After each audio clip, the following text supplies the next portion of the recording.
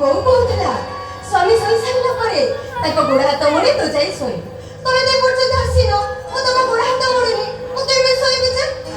ଓହୋ ମତେ ଭାରି ନିଦ ଲାଗିଲାଣି। ଆସ ଆମେ ଶୋଇବା, ତାପରେ ମୁଁ ତମ ଗୋଡ଼ ହାତ ମୋଡ଼ିଦେବି। ଓହୋ ମୁଁ ତମ ସ୍ୱାମୀ ନୁହେଁ।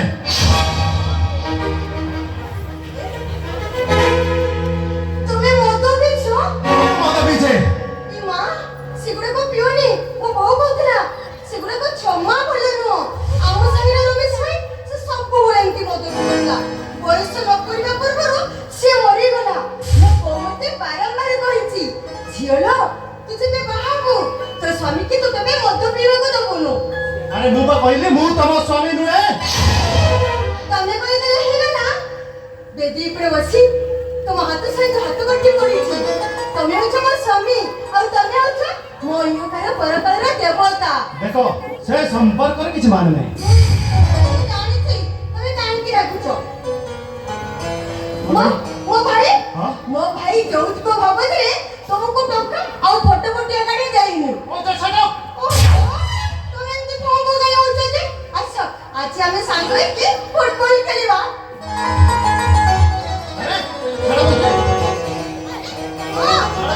ଆରେ ବିନି କହୁଥିଲେ ଆଜି ରାତିରେ ଗଲେ ଫୁଟବଲ ଖେଳନ୍ତି। ସେ ମତେ ବାରମ୍ବାର କହିଛନ୍ତି ତମେ ମୋ ଭାଇଙ୍କ ସହିତ ଆମେ ଫୁଟବଲ ଖେଳିବା।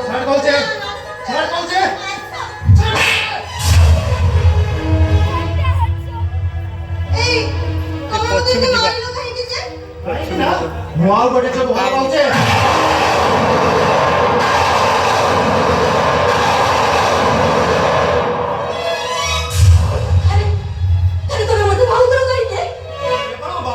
ରକ୍ଷା କରିବା ପାଇଁ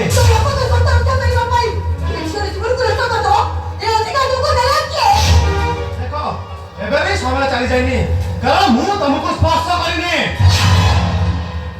ତମେ ମତେ ସ୍ପର୍ଶ କରିନ, ମତେ ସ୍ପର୍ଶ କରିନ। ଏବେ ଆମର ହାତ ଗଣ୍ଠି ପଡ଼ିଲେ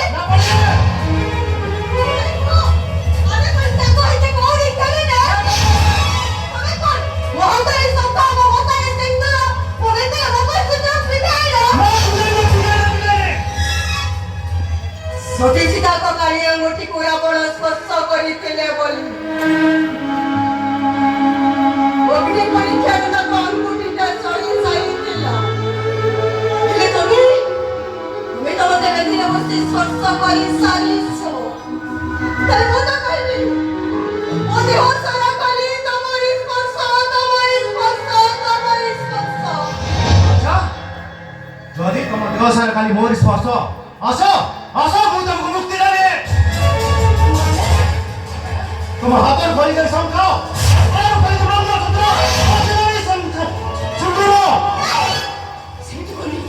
ସେମିତି କଲି ତମେ ଏଇ ସ୍ତ୍ରୀ ମାତ୍ର ସେତେବେଳେ ଶଙ୍ଖ ଭାଙ୍ଗେ, ସେତେବେଳେ ଦେବତାର ସିନ୍ଦୁର ବୁଝେ, ସେତେବେଳେ ତା ବେକର ମଙ୍ଗଳସୂତ୍ର ଉପରେ,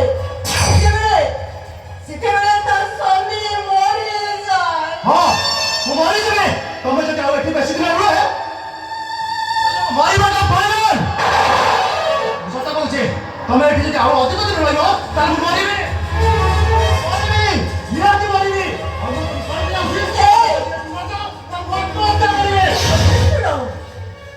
তুমি ସେମିତି ସବୁ କଥା ଗୁଡ଼ାକ କୁହନି।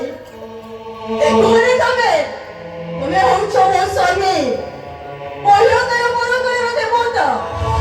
ଏମିତି କହି তুমি মতে নরকକୁ ঠেলি দিওনি, নরকକୁ ঠেলি দিওনি। আচ্ছা তাহলে ମୁଁ ତମ ଦେବତା, ତାହେଲେ ଦେବତାର ଗୋଟେ ଆଦେଶ ରଖିବ, ଖୋଲି ଦେବ ତମ ହାତରୁ ଶଙ୍ଖ, ଖୋଲି ଦେବ ତମ ଗଳାର ମଙ୍ଗଳସୂତ୍ର, ଖୋଲି ଦେବ ତମ ହାତରୁ ସିନ୍ଦୁର।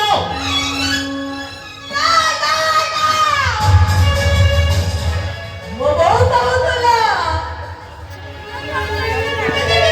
ଏଟିଏ ଶଙ୍ଖ ସିନ୍ଦୁର ପିନ୍ଧି ସିଏ ଯଦି ମଶାଣି ପୋଷାଏ ତାହେଲେ ତାକୁ କୋଟି ପୁଣ୍ୟ ମିଳେ।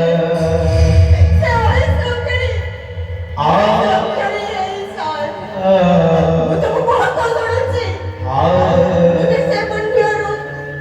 ମୋତେ ସେ ପୁଣ୍ୟରୁ ବଞ୍ଚିତ କରଲି ତମେ।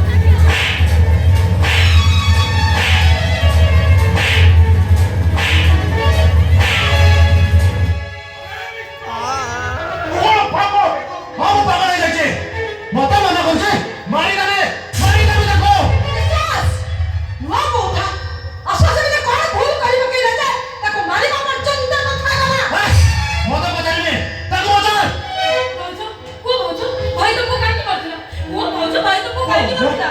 କୁହ କୁହ କହ ମା କହ। କୁହ ଭାଉଜ, ଭାଇ ତମକୁ କାହିଁକି ମାରୁଥିଲା? ଆରେ କହ ମା କହ।